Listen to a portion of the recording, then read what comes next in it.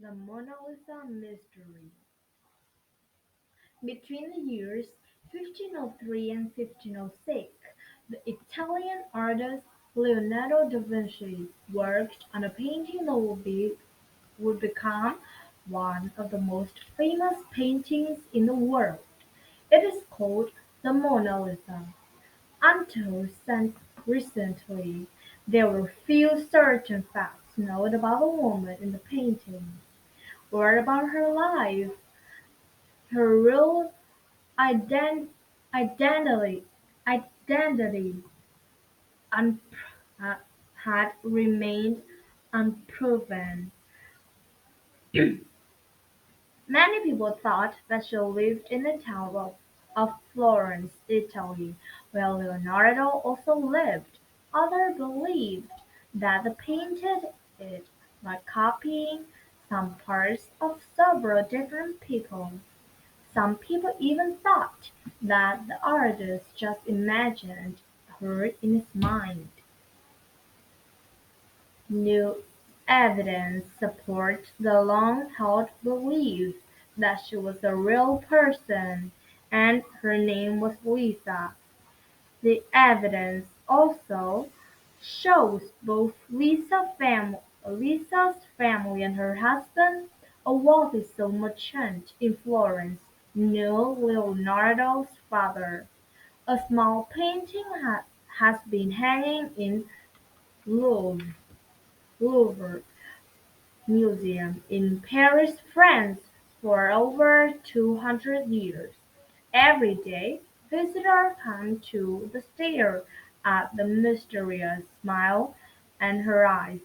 They try to imagine what she was thinking about as she posed.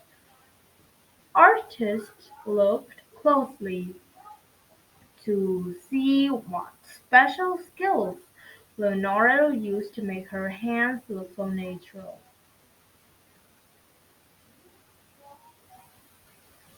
Natural. How did he created the shadowed background behind her? But in 1911, a mystery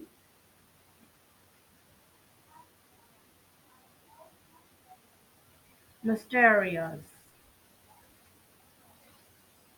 But in 1911, another mystery about the Mona Lisa was created. One day, the painting disappeared and didn't come back for over 2 years.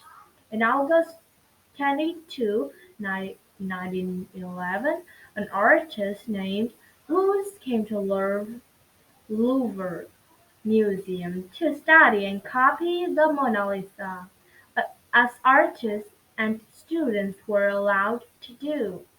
It was a Tuesday, which is important because on Monday the museum was closed. Louis entered the room where the Mona Lisa had always hung, but the painting wasn't there. Had someone moved it? He waited for a while. Then he asked a guard to please go and asked about it. When the guard came back, he had very bad news. The Mona Lisa was missing. The police were called. They searched every room. Soon, they had clue number one. A Mona Lisa wooden frame was found near the stair. The police questioned every person who worked at the museum. They felt sure that theft and occur- occurred on Monday.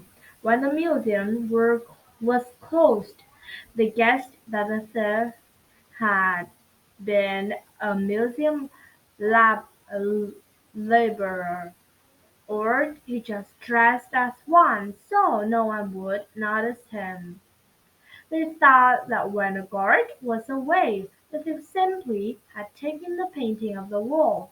He carried it to the stairs and then looked up the painting's heavy frame. The Mona Lisa is painted on a piece of wood, so it couldn't be rolled up. He put he had put the painting under his work shirt and gone down the stair. The door was locked. He knew how to take off the lock, so he did. Then he walked outside and was gone. The museum closed for a week. The police talked with everyone they could think of. They closed all the border crossings in and out of France. Fingerprints experts arrived. They fingerprinted people from all over the city and put the fingerprints on file. Every day, people waited to hear what the police had learned. When the museum opened again, people came to stare at empty place where the Mona Lisa had hung for over 100 years. They just couldn't believe that the Mona Lisa was gone. Then the police found clue number two. Clue number two was a thumbprint. It was on the grass of the frame that they found by the stair. This bird compared the thumbprints on the grass to all the thumbprints they had put in the file. Would one match? Would the print solve the crime? Everyone waited the fingerprints were solved, but there was a big problem. The thumbprints on the grass were from the thief's left hand. The fin- fingerprints expert had taken prints from people's right hands. They couldn't match the right hand prints to the file to the thief's left thumbprint. Everyone was upset. No one knew what to do next. For the next 2 years, people called the police almost every day. Everyone had a new theory about what had happened to the Mona Lisa, or where it was, but there were no real clues. The Mona Lisa seemed to have vanished. Then came clue number three, that perhaps it shouldn't be called a clue at all, because it was the thief himself who told the police about his motive for taking the painting. The famous painter of the Mona Lisa, Leonardo da Vinci, was Italian. Leonardo had painted the Mona Lisa in Italy, but the painting had been hanging in a museum in France for years. Can you guess the thief's motive? 2 years after the theft, um, on December 10, 1913, a man named Vincenzo walked into the antique store called the Rector of the Museum in Florence. The both went to the Vincenzo, Vincenzo to his hotel room. Vincenzo op- opened the trunk and removed a false bottom. There was Leonardo's Mona Lisa. Vincenzo admitted to stealing it. He had been a laborer at the museum. He saw the Mona Lisa every day.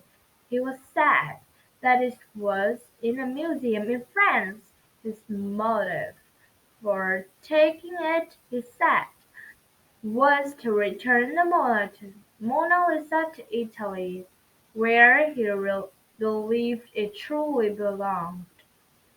Safely back in Paris, the painting was examined by experts.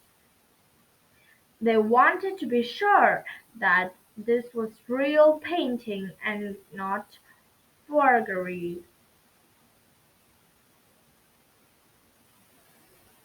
Forgery. X-rays and photographs were made. Was the same paint and varnish used in Leonardo paintings? What about the wood in which painted? How dull was it? Forgery.